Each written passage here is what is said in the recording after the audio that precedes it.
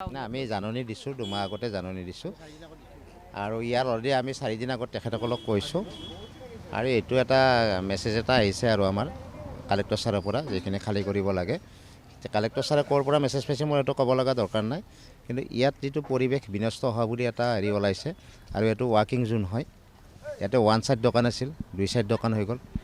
তেওঁলোকে পৰিৱেশটো বিনষ্ট হোৱা বুলি অলপ ইয়াত মেছেজ এটা আহিছে, সেইটো কাৰণে ইয়াতে উৰণ সেতু নিৰ্মাণৰ কাৰণে নে পৰিৱেশ বিনষ্টৰ কাৰণে বাৰু? মই পৰিৱেশ বিনষ্ট কৰা বুলি ক'ম।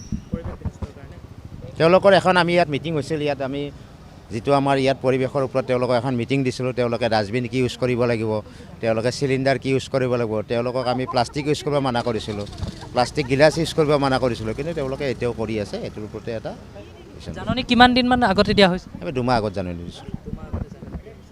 তেতিয়া তেওঁলোকক গুচাইছিলে নে বা কিবা তেনেকুৱা কৰিছিলে নে? আমি গুচোৱা নাছিলোঁ। তেওঁলোকৰ যিটো আমাৰ যিখিনি GMCৰ একমতে যিখিনি আমাৰ যিটো হেল্থ ব্ৰাঞ্চৰ যিখিনি এক্ট সেইখিনি তেওঁলোকক মানি চলিব দিছিলোঁ, সেইখিনি তেওঁলোকে চাগে মানা নাই। এইটো কাৰণতে গভমেণ্টৰ এটা হেৰি হৈছে আৰু